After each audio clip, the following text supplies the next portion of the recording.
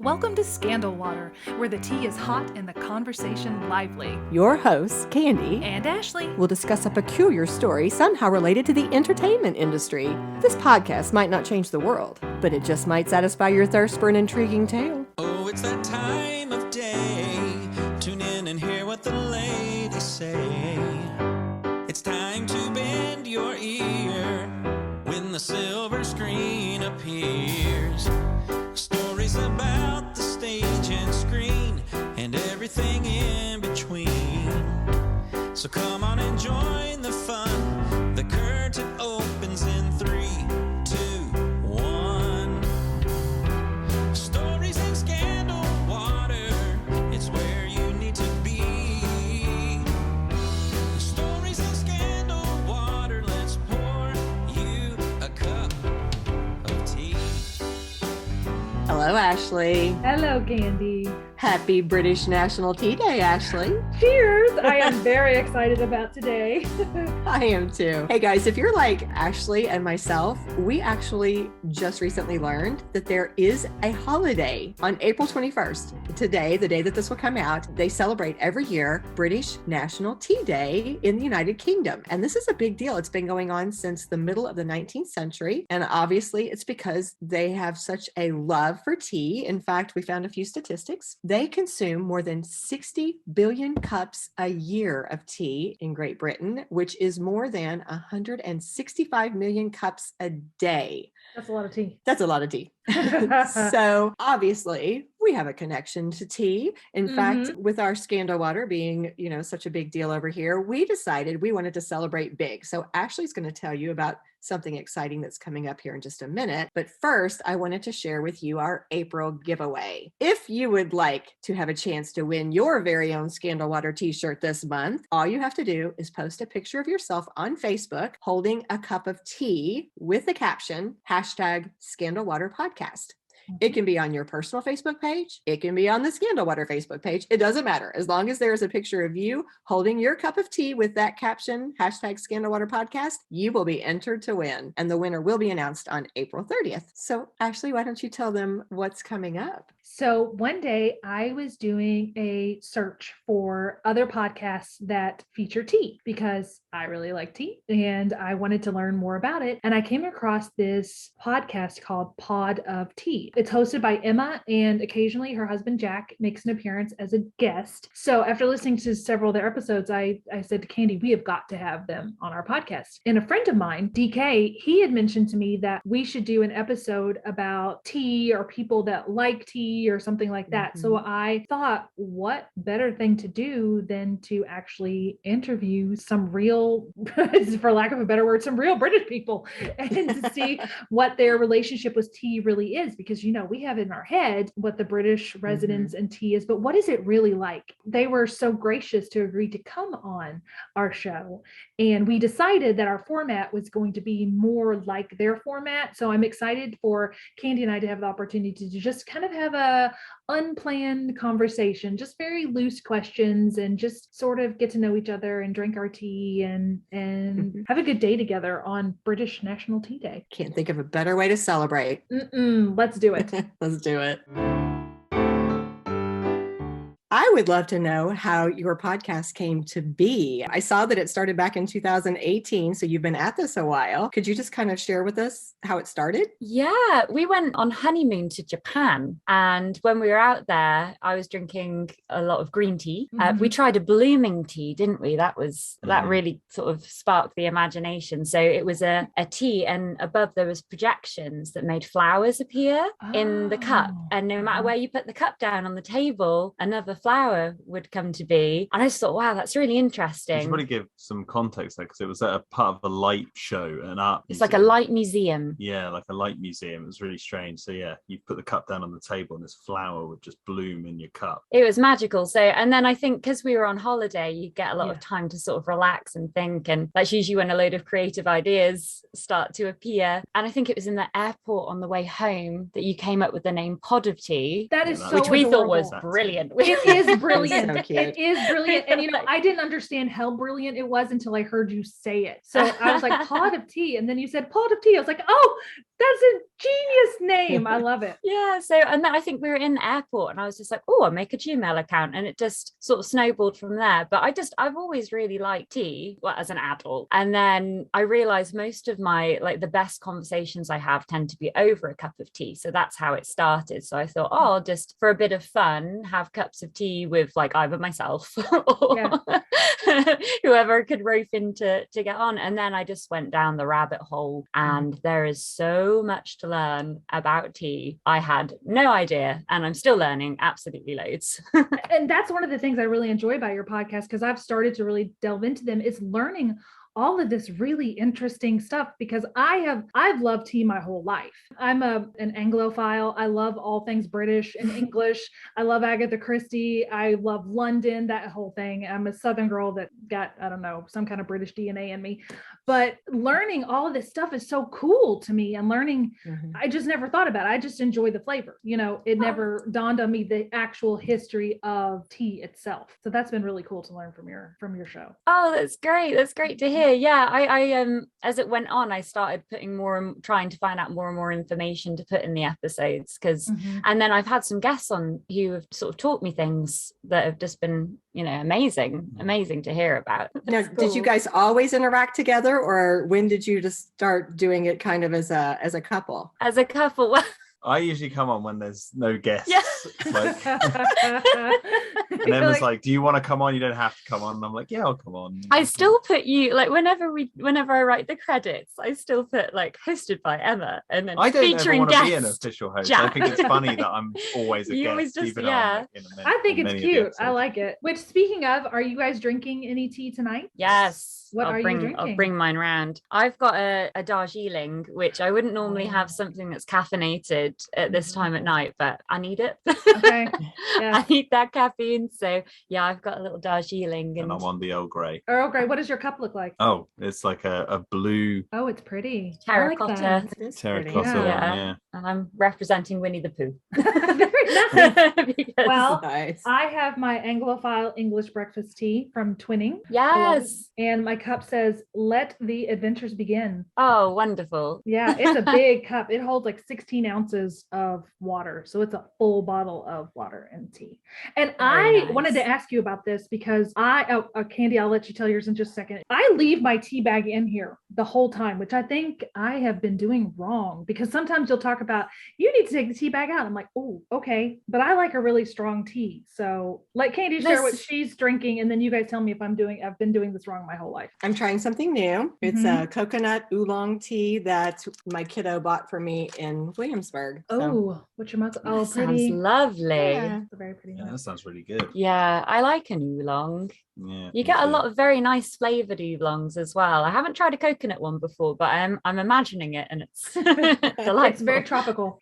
So what Mm. about my brewing technique is Yeah. wrong? What do I need Well, to do? so with a black tea, Uh-huh. if you overbrew it, it releases tannins and Yes. it can make it go a bit bitter. Yes. But if you like a strong tea and you I like do. a really robust tea, you know, if you're enjoying the flavor, it doesn't matter what anyone else does. Some people sort of, I remember making a tea for a family member, and they like sort of the tea bag to look at the water and then run away. So you've got all You just sorts dip of it in and take it extremes. out. Yeah, and done.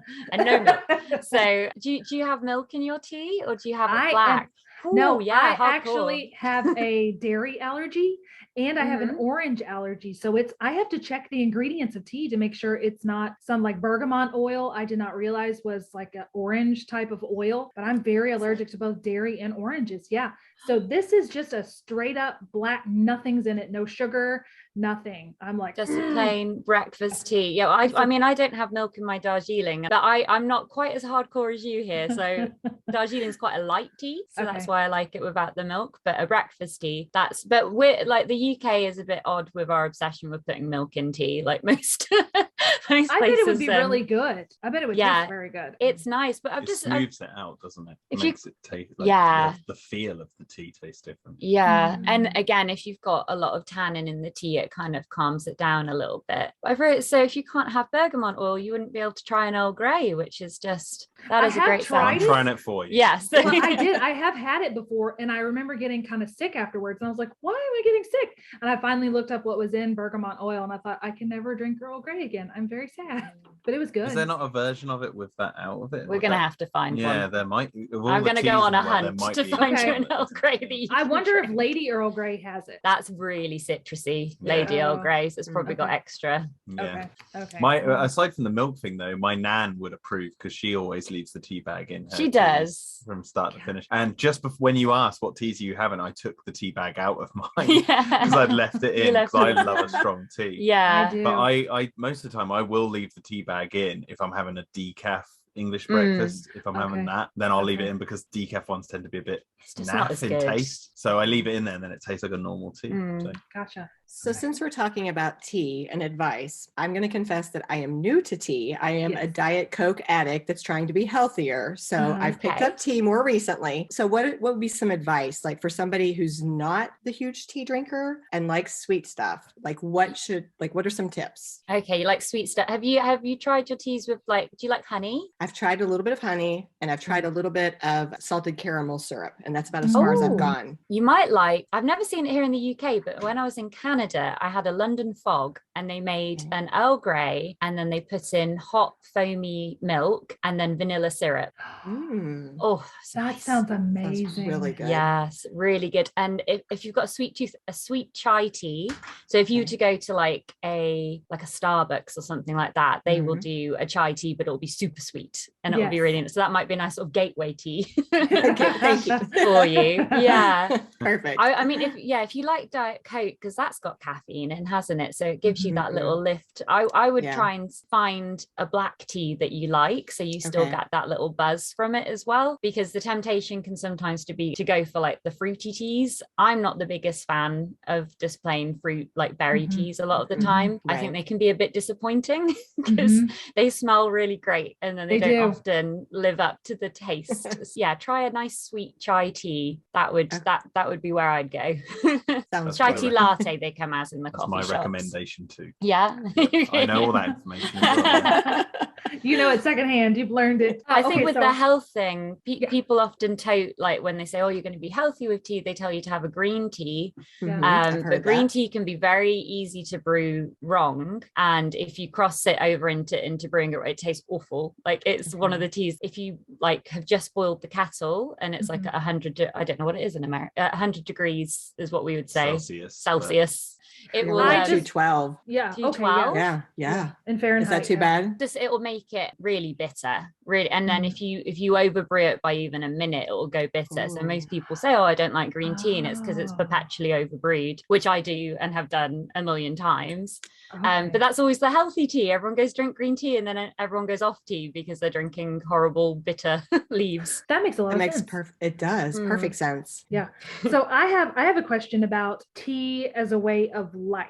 So, because in America, there is no set tea time for us. It's just tea is, what would you like to drink? Do you want water, Coke, or tea? So we don't have a set tea time. So can you tell us more about how tea is a way of life as like a structured part of your day? Or is it for you all? Is that something that was 24/7 just all the time?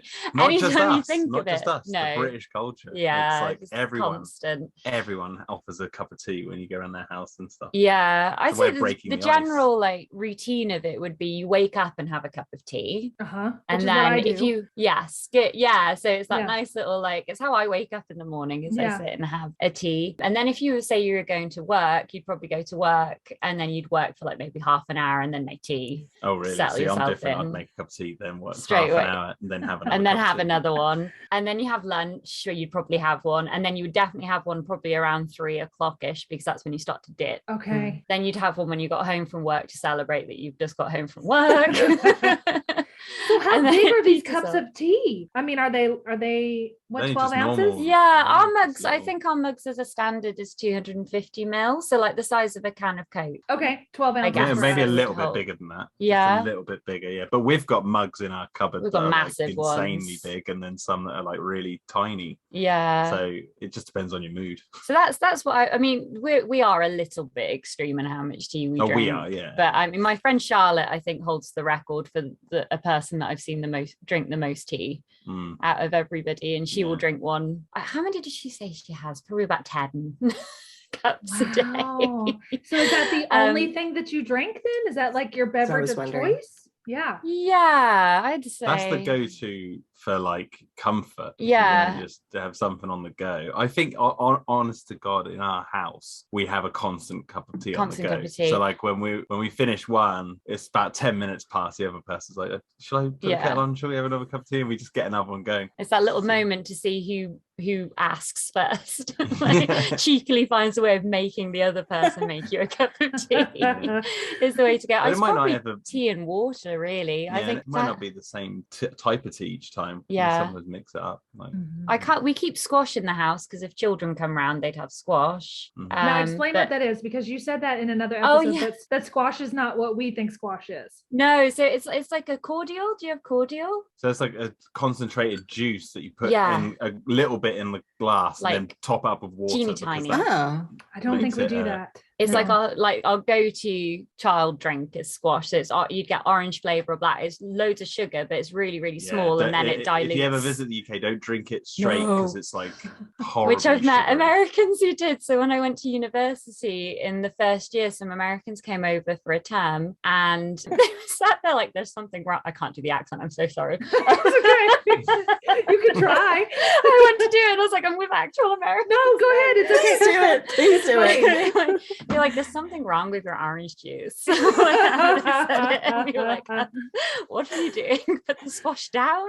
Step away. That sounds maybe like Kool-Aid. Candy, do you think it's like our Kool-Aid? I think it's the little squirt stuff where you just get like a bottle of water and you squirt those little things in it. Maybe? I think that's probably what it is. Just a flavoring. Yeah, maybe. Yeah, that is pretty much it's a flavoring that's packed with the sugar in it. Yeah, so we just have that really for the kids. But if you go around someone's house, you would just say, do you want a cup of tea? You wouldn't even bother going through any other options. So how old before the kids start switching to tea? Like, what's the typical age? Well, we have two examples here of very different ages. I've been drinking tea since I was about 4 years old. Wow. So like just drinking it a lot. I used to like it really milky when I was little, but as I've gotten older, I'm like less and less milk. But you came into it late, didn't you? Yeah, I didn't drink tea till I was about 18, which is appalling. In the UK. Wow. And it was mostly just because I felt like I needed to be polite, because I'd just gone to university and my housemate was from Yorkshire, and she turned around and said, oh, do you want a cup of tea? And I was like, I couldn't say no. I must be friends with you. And she's now one of my best friends. So I was like, okay. And then sort of put loads of sugar in. I used to just drink hot chocolate really, and that was it on the hot drink front. I didn't even really like coffee. No, I don't like coffee. Do you like coffee, Candy? I drink the foo-foo drinks. I do the caramel macchiatos. Oh, okay. Yes, coffee that's pretending not to be coffee. Exactly. Yeah. I like the smell of coffee, but I don't like the taste of, which is why I always kind of preferred the tea drinks. Do you guys drink a lot of water there or no? Yeah, I drink quite a bit of water because it is, I mean, especially the caffeinated tea, I don't think it's particularly hydrating. It's funny, we're sat here right now, like in our office, and right on our desk is a can of coffee and a bottle of water. Yeah, we've got the full spectrum of beverages right here. Yeah. I'm trying to think if we are the norm in how much tea I don't think we are. I think we're like a little bit the higher end of the spectrum norm, of well, it's kind of part of your day job too. Yeah. For research purposes I must drink all of these teas. I work from home as well, so I'm like constantly got the kettle on and it's a funny thing, and it's something that a lot of different cultures have, like it not necessarily a black tea, but like this culture of sharing tea and that being an automatic thing. And I think we don't really think of it as being something interesting that much, just because until someone asks about it, and then if someone asks you for a tea, then it's really interesting. It's one of the I was talking to a friend the other day, and she's married an American man, and some of his family came over, and one of them very excitedly was like, oh, I know all this about tea and I want to talk to you about it. And she was like, oh, it's just tea. but that's because like everyone drinks just one type. Everyone drinks what you're drinking, Ashley, which is an English breakfast tea. That's just pretty much what everyone has, and it's not as common to go down and enjoy all the many varieties that are out there. Yeah. I've been trying to, since we started this show, I've been trying to kind of expand it, because sometimes we'll mention what we're drinking in the show. So I don't want it to always be the same thing, but with my limited taste, I'm trying to find other things that I can drink. And I've found a few other ones that I really like that have been fun to explore. But listening to yours, I'm like, wow, there's so much more that I could be drinking. So I'm going to try to even expand more and, try Maybe to get away next from time the sodas. maybe next time we're in the tea shops here in our city. We'll have to find some. Well, we'll keep you in mind. We'll see if we can find anything. I There's would many love that. shops here. Yeah, we're really spoiled in Norwich for tea merchants, and it's such a variety. So there's like a new one that's opened recently that are specific, very, very good at flavors. So they're kind of renowned for their really delicious tasting teas and their blends. And then at the other side of it, there's a market stall we've got that do really high quality sort of single estate style tea, but it's really affordable because they don't go in for fancy packaging and everything comes in a brown bag with a stamp on it.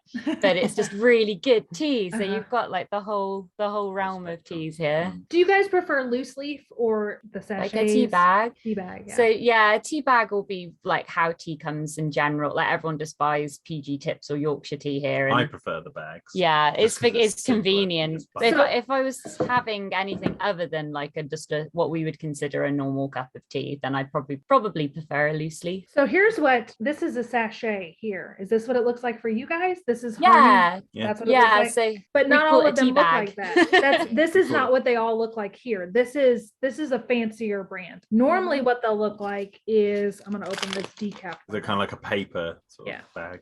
I think they taste better in the sachet, but I cannot find English breakfast in a sachet. I would love that. Usually what they look like is this. Yeah.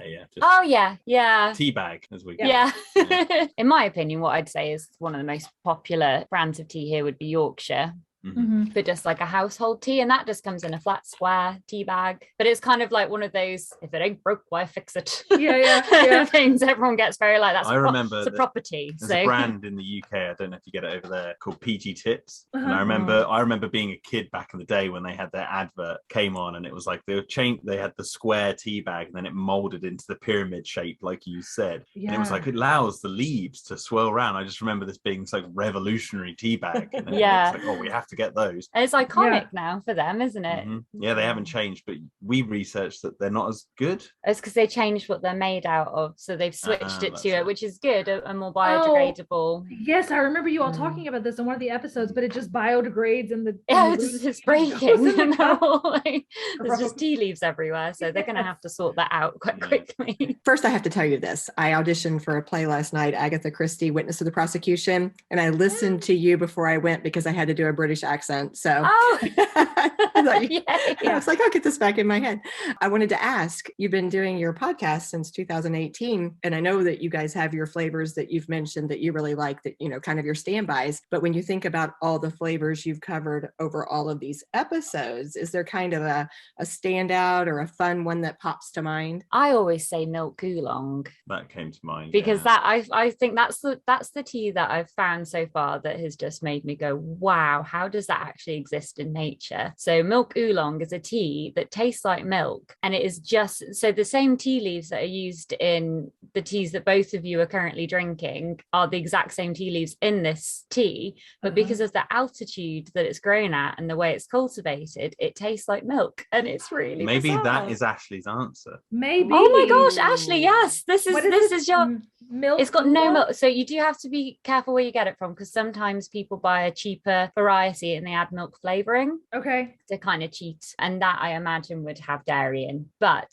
a pure milk oolong will taste like milk with absolutely no dairy. It is just purely tea leaves, and I just thought that was mad. That one, and weirdly enough, the Rudolph one jumped to my mind. Oh, that was so fun. That was such a cute. We doubted it. Yeah, so that was much. One of my favorite episodes of yours was the Christmas tea showdown. That's one of the first ones I listened to, and I said, Candy, we have to have them on our show. This is so cute. We had so much fun trying all those teas. Yeah. Well, we doubted the Rudolph. We did were doubt like, the we were Rudolph. mocking it, and then we drank it, and it was like, I think it won. It was like the best Yeah. one. I think We it should never did doubt too. Rudolph. You'll have to listen to our episode because we did a whole episode on Rudolph and the story behind Rudolph. So you can Oh. listen to our episode on Rudolph while drinking your Rudolph tea and you'll feel very immersed. I am do up that. for a bit of Christmas in March. I really am. 'Cause I'm a big Christmas fan. So. Do you guys have like a favorite quote about tea? Is there something that somebody said once that you said that really encapsulates what tea really means to me? Oh, I don't know if I do. There was one really famous one, but I can't think of it now. The C.S. No. Lewis one, there's no cup of tea big enough or a book long Yes. enough to satisfy me. I Yes, like that that's one. brilliant That's and it. so true. It is so Yeah. true. Like I realized earlier, I'm at my most happiest when I've got good teas in the Cup of cupboard. tea.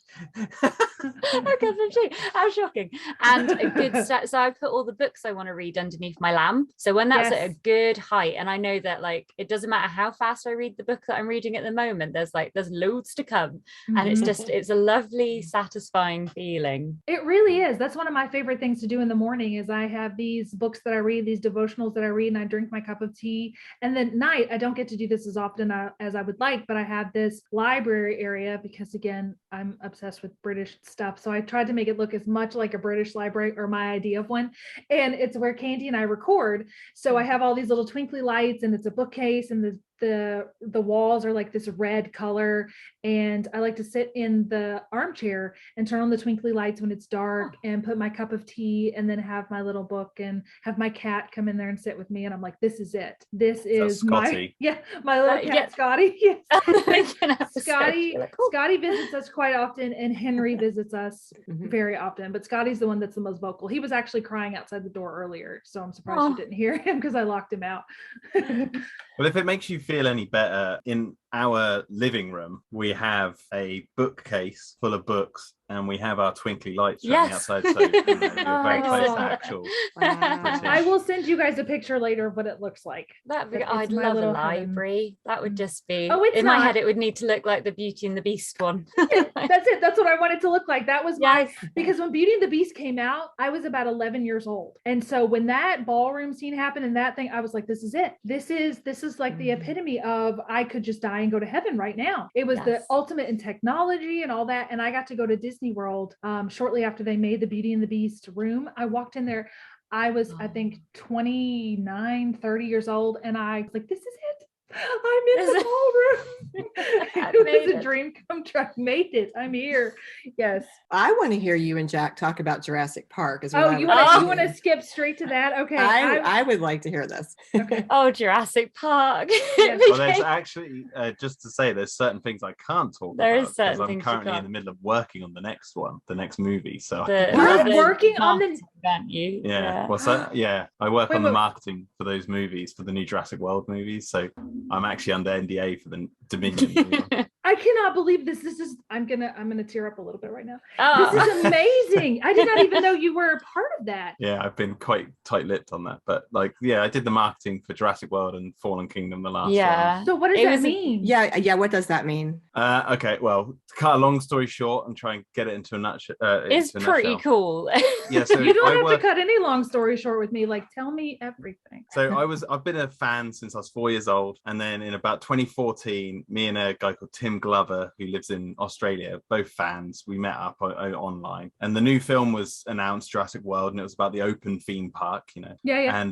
And then we came up with this idea of making a website for the company who owns the theme park, like an in-universe. Yes, well, they own InGen, but it's like a company called Maserati. Yes. And we made a Maserati, web, we made a website that was like the in-universe corporate website for the company who owned the theme park, just as a fan project. Yeah. And then it got its way into the director's view, and he was like, hire these fans. So then we actually worked with Universal to make the real website of this like company who owns it, and then wrote loads of backstory. And then the next Oh my film, gosh. they brought us back because there's like the volcano's going to make all the dinosaurs extinct. Yes. And so we made this website called the Dinosaur Protection Group website, where you can go on and like, it's like an activist website. That website. I think I joined the Facebook group too, the Dinosaur Protection Agency. I joined that Facebook group after that movie. Well, we built that website. I wrote the content. We made videos for it. Worked with the actors. That's we went to the amazing. set and stuff. It was really cool. That's amazing. Did you work on the ride at Universal too? Did you do any of that? No, but they updated Jurassic Park, the ride to Jurassic World, and I know some of the things we wrote are on like the Q videos. Did you know you can go to YouTube and watch that ride? Like I've done it many times. I have too. Yeah. Yeah, I'm a big fan. So you're a very big. I had no idea how much Jurassic Park would be in my life. That's amazing. Before I met Jack. Okay, so I will not ask you to divulge any secrets of whatever you cannot talk about. But what's been the coolest part of this job then? Meeting the people, or just reliving your childhood, or what would you say? The simplest answer I can give and shortest is just the feeling of like, I look back in hindsight of me being a kid growing up watching these movies, and never in my life would I know that I would then write stuff, because I'm a storyteller. I love telling stories. So I like the fact that I wrote stuff that has changed the way fans see that world. That's amazing. So like to know that I'm part of Jurassic history is like crazy. Yeah. That is amazing. But I'm sort of doing it behind the curtain, because I always said to you when we first were dating, like my dream job at the time was to be like a script writer, because I like the idea of like going down the red carpet of a movie premiere and everyone's talking to the actors and the directors and everyone who's like that, but the person who's made it all happen, who wrote the script that sticks it, is the person who like no one really knows, who just is there like the puppet master. Kind of what's happened with Jurassic is like not many people, like I know the fans know who I am because they it's all very public in their eyes, the deep fans, but like many of the public don't know. So I see kids walk in the city and they've got Jurassic Park shirts on, and I just want to stop and tell them. Because I do. I can't, but they have no idea, except my youngest nephew, who is Jurassic obsessed, and he knows everything. Not that I've told him secrets, but like he knows everything about Jurassic. He's always like, I can't wait for the new movie, Uncle Jack. When's it coming out? It's also what I feel about the script writer, and I think the editor are the two people that if they do their job correctly, you don't notice them. That's amazing. Good job, you. All of our dreams. How old were you when you saw it then? The first one? 4 years old. Okay, that's really too young to watch that film. My mum took me to the cinema. My nan took my younger sister to this park for 2 hours, and mum took me. And I remember the Jeep scene when the T-Rex chases the Jeep. I can even visualize how I saw it when I was a kid. But that's it, really. Wow. It took me until like a couple of years ago before I would open my eyes when the T-Rex gets the guy on the toilet. I just always close my eyes at that scene because it's, I was like, I don't want to see this. I saw it when I was 12. 93, it came out in 93, June of 93. So I'd been 13. So that's when I first saw it. And I remember being the exact same age as the little girl in the film. So Lex and I were the same age. And I thought every time I watched it, I'm like, I couldn't handle this, because I remember reading, you can tell me if this is wrong or not, but I remember reading that when the windshield broke, that wasn't supposed to happen. No, it wasn't. It shattered, and they're like, terror is real. And I thought she quit movies after this. And I don't blame her, because to me, it had been like, no, this is done. I'm done. I have a theory, and you do not have to. Don't tell me if I'm right or not, because I know you can't, but I'm going to say it. I think I put my poker face on. Okay, I think that Lex and Tim are in this one, because I've noticed, I follow Ariana, and I've noticed she started to do a little bit more on her Instagram, and she started to hashtag Jurassic Park. And I'm like, because she's an artist now. She paints oil paintings, but now she started to beef up her Jurassic Park thing. So I'm like, I wonder. Well, I've spoken to Ariana, because Rich is the lady who played, because before being on Jurassic, I was part of a Jurassic Park podcast. It was called Jurassic Cast, because we would interview all the cast members. That's amazing. So and that's not going anymore, even though I still work with all the guys who are in that podcast now work on Jurassic with me. So we're all part of the same team. Our thing was interviewing the director of the Jurassic World. Was the first time he ever spoke to anyone about his position on this movie. That's because you tweeted him. Yeah, I drunk tweeted him. That's how I got him on the podcast. I was just like, no spoilers, but why do you want to direct Jurassic? Come talk. And he was like, yeah, I'll come on. He hadn't spoken to anyone else, like no magazines or TV. Why do you think then he after picked that, you? He just liked your drunk tweet?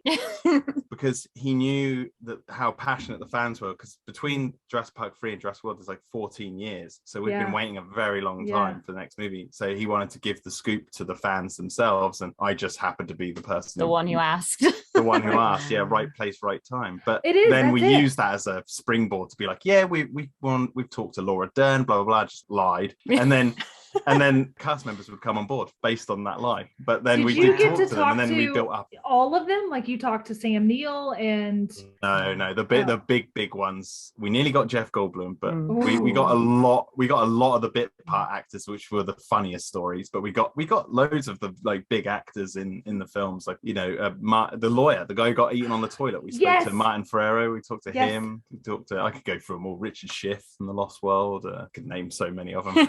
That's outstanding. I'm sorry, Emma. Jack is now my favorite. Yeah, no, that's fair enough. The Jurassic love is a pure love. It is a pure love. I didn't even know that, but it is outstanding how you can you ask the right question at the right time, and a lot of times they'll say yes. I've been trying to work up the courage to message Ariana on Instagram and be like, you have to hit that sweet spot of not sounding like an insane person, but also letting them know that your affection is real, and like I would really just love to speak to you. And Candy and I are going to I talked her into basically doing an episode in June where our theme is going to be Jurassic June, because the new film is coming out. And I was like, Candy, we have to do an episode in June about Jurassic Park. I was in my head thinking, gosh, I would love to have somebody from the cast be a guest on our show. And I was like, how's that going to happen? Well, Jack, maybe you can like tell me how I can make that happen, or you could be my guest. Just ask. Yeah.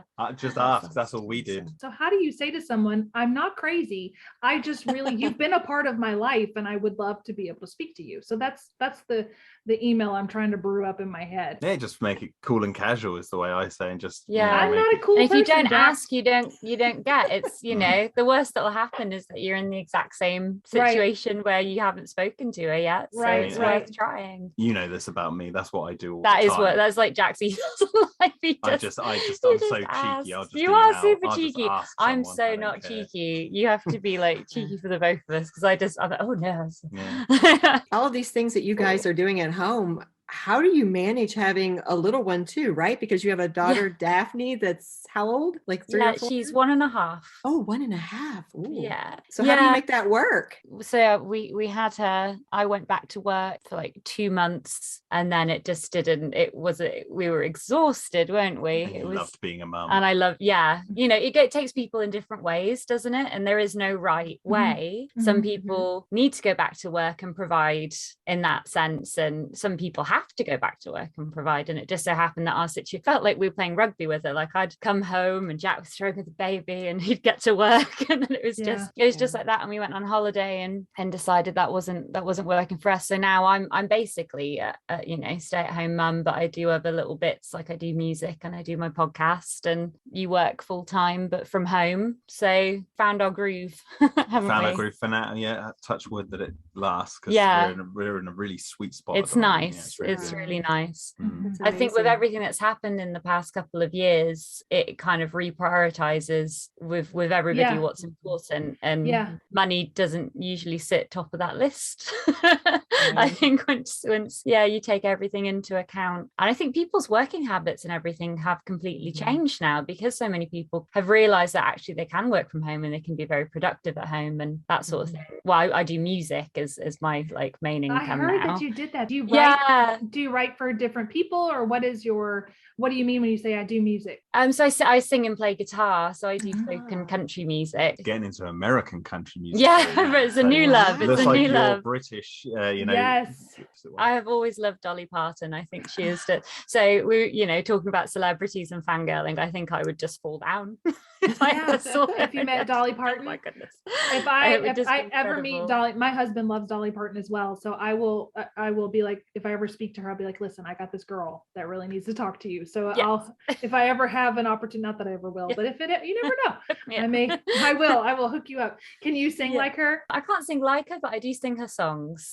I'm curious, Emma, how do you put your music out? Do you perform live? Yeah, I'm much more of a live performer than a record. So I play in in a folk duo called Patchwork Skies, and we've got an EP pretty. from like a few years. I can't remember how long ago it was. It must be nearly a decade. Yeah, it was a long time ago that we brought that. But I still play with Charlie. I'm actually playing with her this weekend. I'm going to Somerset and we've got a gig. But I haven't recorded anything. Like, I do write my own music, but I haven't recorded anything for a while. And I like playing live because then you can kind of feed off the people you're playing in front of. Yeah. And I'm not a perfect guitarist and I'm not a perfect singer. So when you mess up a little bit and it's live, you can kind of like carry it off with your chat. Right. But when you're recording, it's like this glaring sound of like, oh, But you can always even redo like it when you're listening to the recording. podcast, Yeah, there is the magic of editing. there is the Yeah. magic. Yeah, probably because I'm just quite inexperienced in it. I don't fully understand everything I can do with it. So I do need to like record more. But yeah, at the moment, I just, I'll play in pubs. So that's what I do with music at the moment. That's great. I love that. Yeah. If you have anything that you want us to share or put out where people Oh, can, thank you. we'll put it, I'm going to make a note that I remember to follow up on that. Oh, thank you so much. Do you guys have any questions for us about American culture? What do you say? Sweet tea. Yes. Yes. Is that a thing? In my head, yes. that's what everyone drinks all the time. It depends. Again, if you are in the north, no, it's unsweet tea. But I think from Kentucky down, if you say, can I have some tea? It is sweet tea. It is like, it could stand, you could take it out of the cup and it could stand on its own. It is syrupy, sugary, sweet tea. The sweeter Is that the because better. of the heat? Is there a difference in the sun, the temperature? I don't Is that know. I'd something have to to do look with that up why we do sweet tea, but it's just a lot of sugar. Yeah. Southern people just love sugar and comfort food. It could be the heat, and we use ice in all of the beverages here and everything for, at least in Kentucky. I don't know about other places, but if you say, what would you like to drink? And if you say a Coke, you don't mean a Coke, you just mean a soda, A soft drink. a soft drink. Oh, Yeah. Like if I want a Diet Coke, I'll say I'm going to go get a Coke. Yeah. But then you But would. I'll have to Oh. I'll have to specify to like the waiter if I'm at a Yes. Yeah. restaurant, I would have to say Diet Coke. But yeah, So if you're going to get a Tango or a Fanta, No, Coke for us would be Coca-Cola or Yeah. Pepsi. If you go to a restaurant and they say, what do you want to drink? You go, can I have a Coke? They will always say, is Pepsi okay? Because they know that you're just saying, I just want brown liquid that's carbonated. yes, And yes. sometimes you go, no, I don't want a Pepsi. I said Coke, or you'll specify Sprite. But if you want a Coke, it's just give me the brown carbonated. Give me the brown liquid with the Give me the fizz. brown carbonated liquid with the fizz that makes me go, yeah, that stuff. I always find tends it to be- fascinating when we say things like what you just said. You like a tango, and I saw both of your faces go. What, Go, the heck what is a is that?" tango? we just sort of Yeah, went what- You through what it. know is a when you've been tango? tangoed. No, It's basically a Fanta, like an orange Okay. Fanta. Yeah, but we orange. also have Fanta. It's just a different I brand. thought tango was American. No. I don't know where tango is, but it's. I love it. I Thinking love might even all be the little, British. like, there's so many little things that are so Yes. different, like pants. It will make me giggle until the end of time that you say Pants? pants. Yeah. What should we say? What, trousers? Pants for us is your underwear. And it's Oh, really? Oh, that's yeah, and funny. it does make me giggle. So we would say trousers or jeans. Yeah. That one makes me laugh. And then you say eggplant and we say aubergine. Yeah. And then I Say heard an what? American one. Yeah, an American once went, what's an aubergine? I've never heard It's that an word. aubergine. No, I've never heard of that either. We'd say eggplant. And biscuits. What would you say is a biscuit? How would you describe it? It's the thing you eat for breakfast that you put your butter and jelly It's in. It's dough. just this little, It's not little- a cookie. It's like a It fluffy rises, it has flour yeast, yeah. and yeast. Yes, that's a biscuit. But it's not bread, Well, I mean, it's bread-like. like a yeah. type Yeah. of bread. Mhm. Mhm. 'Cause What it is a can be- 'cause biscuit it- for you all? Is it a cookie? What cookie? Yeah, but Yeah. a cookie is a cookie. A cookie is a biscuit, but it's a specific type of biscuit. It's like what So- Cookie Monster eats. It's Yeah, what chocolate the chip cookie monster yeah. eats, that's a cookie for us. A biscuit would be like a digestive or like a custard cream or a bourbon. A pastry. No, so they're like No? hard. Like a hard cookie, something that if Yeah. you broke it, it would snap. Yeah, so Like that would be a that. biscuit. So Yeah. I remember seeing something that said like it had biscuits and gravy, and I was really confused. Like, why would you do that? Usually tall butter Flaky. or jelly. Mhm. Flaky. Yes, that's a good. Or like a scone. Yeah, it's scone. scone. Sounds like a scone. It's Scone. more Scone. bready than a More- scone. No, there's no Mm. sweetness in it. I'm interested next time we go to the US just to ask for a biscuit and see what. Yeah. You I'll should take order. one biscuit. You need to go to Cracker Barrel. So the restaurant for the US, you need to go to Cracker Barrel or Bob Evans, one of those two places, and say, "Give me the most American meal you got." Yeah. And see what you'll probably go, "What is this stuff?" But biscuits and gravy is very popular in the South. Oh. So what does your McDonald's serve for breakfast if they don't do egg, bacon, cheese biscuits? Biscuit, Do they? we have, That's what I had this morning. yeah, we have a McMuffin. It's Okay, called a we have McMuffin. we've got McMuffins too. Because we have two types of muffin. You've got the muffin, the savory muffin, and then the muffin that's basically a cake, Like a Homemade. cupcake. like a cupcake. Here's a picture of one. Can you see that? That's a savory scone. Yeah, that's a scone. That's a scone. That's called yeah. really. Scone Yes, or scone, okay. depending on which Or person you scone, yeah, ask, depending which way person who you you're wanna talking ask. to. Oh, okay. This is solving a That's a mystery. biscuit. It's Other great. Americans are going to listen to me and Candy and go, "This is not representing us at all." I'm worried about the Jelly. same thing. I'm going to be like, oh, for God's sake, why did you bring up pants? If I've got my Americana correct, Yeah. Okay. jelly in America is Jello. Oh yes, Jello. Oh, we have Jello. Yeah, Yeah. we That's do our have jelly, jelly. but it's That's Oh. like jelly. the- Okay. That's like but that's the what- wibbly stuff you put in the fridge after you let Correct. it set, and it's like That is Yes. Jello. That's called Jello Yes. over there. Yeah. Do you add Yes. fruit or do you just make it straight? You can add Either, fruit yeah. or you can add what they're called, Madelines, little kind of soft biscuits. And no one does anyone like them in a trifle. They're weird. Like everyone, if someone makes a traditional trifle, they'll put the little Madelines in, and it's like they get all soggy from the jelly. I don't know anyone who From the actually jelly. likes them, but everyone puts them in. I don't even Anyway, know what they Traditions. it's are. one of my little bugbears. I I love that you apologize. say that they don't even know what you're talking Yeah, about. so sorry. Gone on a ramble. That's okay. Oh, no. The technology needs to get to the point where we can like just pass some food through the Right? camera and try. Yeah, That'd be amazing. That would be That'd very so cool. good. Okay, so Emma, you can participate as well. But Jack, coming back to the Jurassic Park thing, you blew my mind with that other stuff earlier. I lost all Okay. senses. It took me a while to come back to it. So I have brought all the tea flavors that I have. I'm going to hold one up and you tell me what character from the film you think would drink this tea. So I wrote down my choices for the dinosaurs, but we can talk through the characters.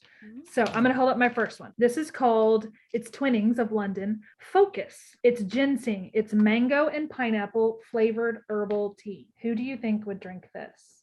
Nedry, the computer guy, Oh, he needs to focus. That's and true. also he wears that Hawaiian shirt. That's what I was Oh. thinking of, and he's when he's in the calf in Costa Rica. So it's like Okay, quite- I'm gonna write that down. That's I like that good. choice. That's good. Nedry, focus. Like So the fruity. dinosaur, Yeah, strong choice. the dinosaur that I picked actually goes with Nedry. It's Dilophosaurus. Dilophosaurus. Yeah. The one that Is kills that him. the Yeah, the one that kills him because that's a focus. It's like See, just Mhm. take note of that. Emma had to go. Was that the one that's like this? but Like- you also knew what she meant. Yes, but you're not soaking in the names, Emma. No, I haven't taught you well enough. I've got overall. you. You're No, I like know. in a Dinopedia. He's the one I that didn't he's the know. one that says Dotson. We got Dotson here. Yeah, we got Nobody, that. see, nobody cares. Nobody cares.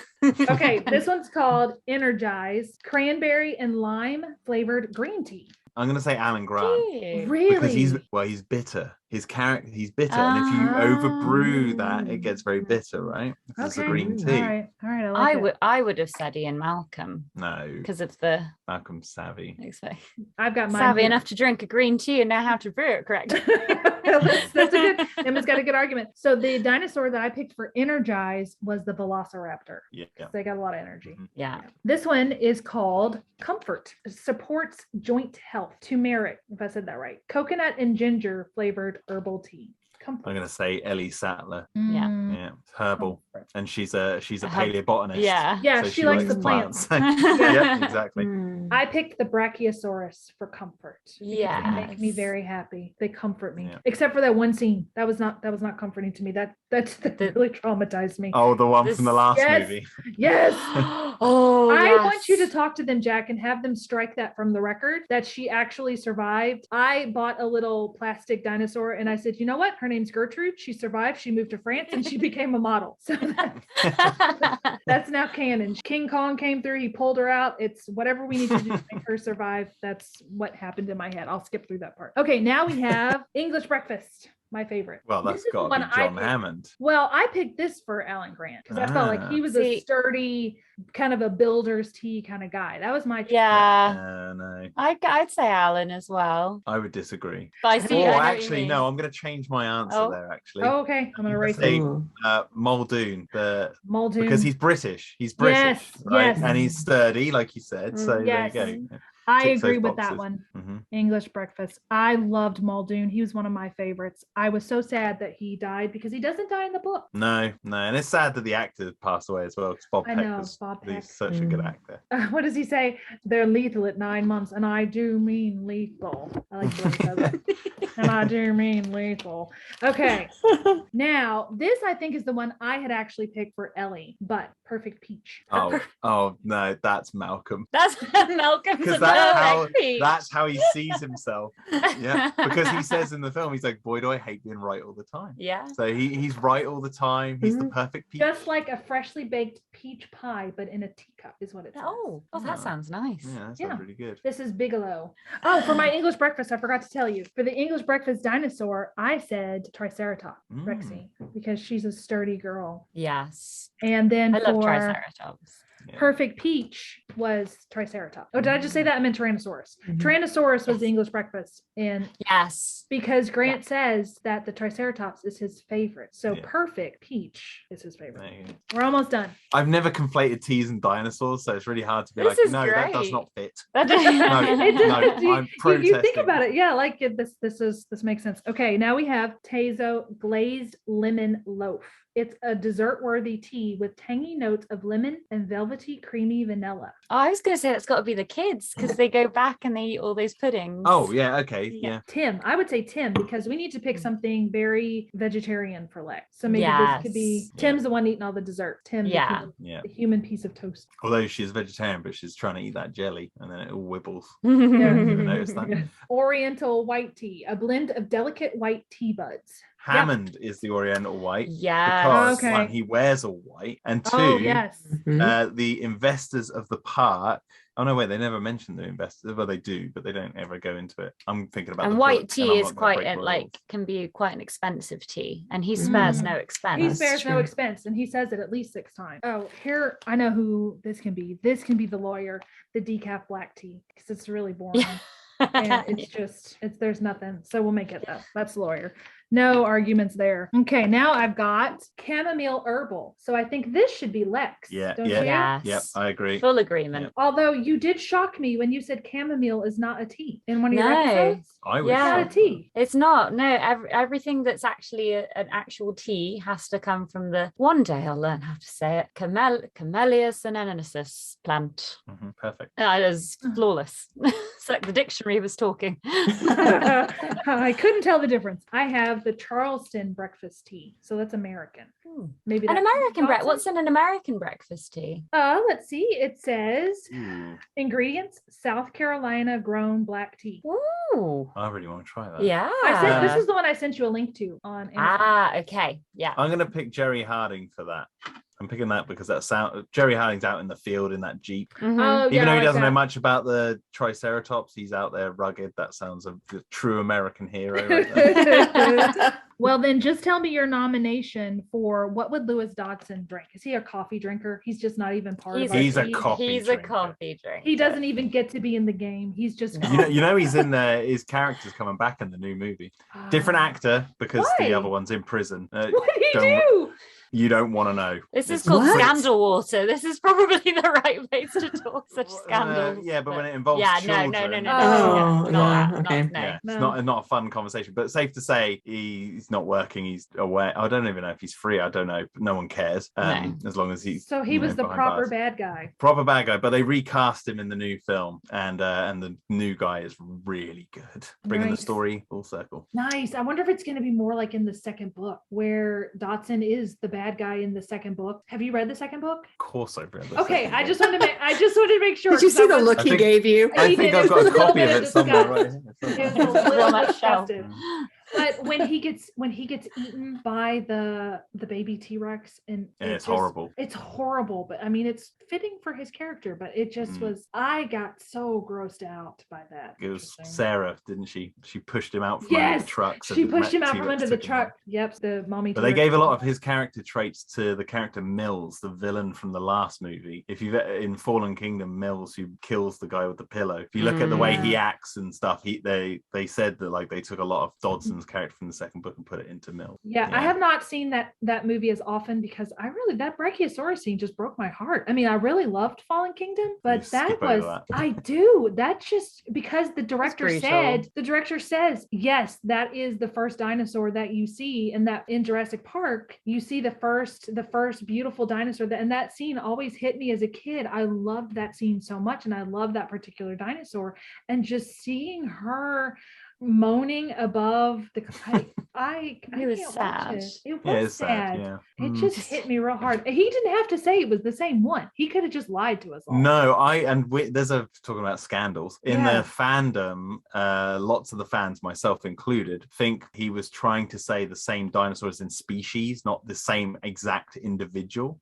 But I believe he's Spanish, the director. So like we went to Madrid. We went to Madrid to go see the premiere. But like we think he like lost the translation a bit. So he was like, oh, that's the exact one. That's the same dinosaur from the first film. And I think we think he means the species, not the individual, because one, they actually look different. If you see the models, but that nerdy, you know what the CGI models look like. They look a bit different. So yeah, myself, I don't like to think it's the same one because I think logistically it's not really possible. But the same species, of course it is. Yeah. Right. And plus metaphorically, So it's meant to be the sad. same. It does the same pose and everything. That's still really sad. Just lie to me and keep that thing where he's like, no, I meant the same species. I didn't mean the actually, same I'll girl. tell you the truth. Cold hard truth. It's just a load of ones and zeros on a screen. It wasn't alive ever to begin with. So they died 65 million years ago. Oh, actually, the Brachiosaurus died actually like 150 million years ago. Even worse. No.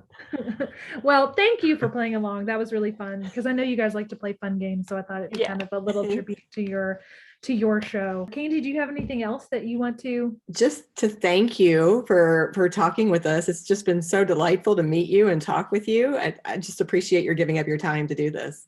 Yes. Thank you for inviting us on. Yes, and I hope, Jack, that when we do our Jurassic episode, you will come on and give us tidbits when you are allowed to. Yeah, definitely. Oh, I have one more Jurassic Park question for you. What's your favorite quote from Jurassic Park? Oh, his face. I'm going to be really, really a purist here. The first book. Yeah. Yes. And it's actually a quote. I can't remember who said the quote though. It's not a character. It's a quote Crichton put in the first page, and it sums up everything in one thing. It says, "You cannot recall a new life form." So even though it's not a quote from Jurassic Park, it's in the book, and it's like sums up everything. He used it as like a preface for like what you're about to read. It's very good. It's good. But if I had to pick a movie, it's got to be Life Finds a Way. Yeah. Life Finds a Way. Yeah. I had a theory for a long time that you could apply almost every situation to a quote from Jurassic Park. Like, life, hold on to your butts, life finds a way, clever girl. Right. And did you notice that he said, hold on to your butts in Kong Skull Island? Yeah. He says, as usual, hold on to your butts. It's like, come on, you. Just giving us little fan service. Well, if you ever got if I'm ever free and you're doing your monster things, I'll be more than happy to come on and chat more monsters. Absolutely. Candy, are you good with that? Like, absolutely. Yeah, come on, and we'll just regale Candy, because usually format is Candy does the meat and potatoes, and I'm like the side dish and the dessert where I put in all the trivia and the quotes and stuff. So it sounds like you and I would be pretty good tag teaming the fun stuff. You be the meat, I'll be the potatoes. Nice. Sounds good. Well, Emma and Jack, thank you guys so much for appearing on the show. It has been a very delightful hour with you two. And please tell us where everybody can listen to you guys. Yeah, so you can search our podcast, Pod of Tea. We're on Podbean, and we're also on Spotify, iTunes, Google Podcasts. So I think, most of the places where you would listen to one, if you search us, we should come up. Okay, and I'll be sure to put that in the show notes. So thank you guys very much, and hopefully we'll talk to you again soon. Yeah, thank you so much. Thank you. Thanks, guys. that was Emma and Jack. What do you think, Candy? I just adore them. They were so fun to talk to. I just love that. I don't know if I said it in the interview that you guys heard, but at some point I remember saying to them that to me, they are like that warm cup of tea. They're just exactly what I think that it should be. Friendly and warm and kind and all things good in a cup. But surprising too. Like, sometimes I think about tea as being like kind of predictable and comfortable. They were so surprising. Like, I went into it thinking we were only going to talk about tea, which was I love talking about that. That was wonderful. But then there were all these surprises when we found out about Jack's background, when we found out about Emma's musical career. Right. I mean, all of these things, so many surprises. They were the spice in the tea. That was the there spice. You go. That was the spice in the tea, or the cinnamon in the tea. That was really cool. That was very unexpected. Oh, you were beyond excited about that. I was. Jurassic Park connection. My neck is still a little bit red because when he said that he worked on the episodes, I was like, wait, I had a little tear come to my eye and I got really embarrassed. I thought you were going to explode at one point. I was both embarrassed by how excited I was and just really excited. I was like, I want to talk to you forever now. Look, my eyes are tearing up again. It was so cool. I mean, what are the odds? We had no idea. I had no idea. Yeah. But it just goes with my theory. There's something about Jurassic Park in almost every day. And you were prepared with your delightful game. I was. So there you go. I mean, you had no idea that you were talking to quite that expert, but I know. Yes, but that was really cool. I really enjoyed it. And I hope that maybe we've forged a relationship and we can, you and I have some plans for the future that maybe Jack would fit into really, really well. And Emma too, if she would like Emma too, absolutely. Yeah. Boy, does she know her tea. Yes, she does. Oh my goodness. Yeah, that was wonderful. Well, I think it's obvious who we're going to cheers at the end of this episode. Yes. Alan Grant. No, we are going to cheers Emma and Jack, and everybody, please be sure to check out their podcast, which is Pod of Tea, POD, pod, like podcast of tea, and you can find it on Podbean, and I will have all of the links to her show and everything about them in the show notes. So to Emma and Jack, thank you guys so much for an absolutely delightful hour of conversation. You all are wonderful. Ditto to that. Cheers. Cheers. This episode of Scandal Water was executive produced by Candy Thomas, that's me, and Ashley Raymer-Brown. That's me. It was researched and written by Candy Thomas and edited by Ashley Raymer-Brown. All music was written, composed, performed, and mixed by Josh Martin. The artwork was designed by Matt C. Adams, while our website was developed by Joshua Reith. If you like what you hear and you want to help keep the Scandal Water brewing, please go to our website, scandalwaterpodcast.com. Just click on your podcatcher of choice, then hit follow to subscribe. And while you're there, you might as well leave us a 5-star rating and review. And don't forget, it's always more fun when you share your tea with others. As a reminder, this podcast is purely for entertainment purposes. The thoughts and opinions of the host during each episode of Scandal Water are their own and do not reflect the opinions of any future guests, advertisers, or clearly professional psychologists. Thanks for listening.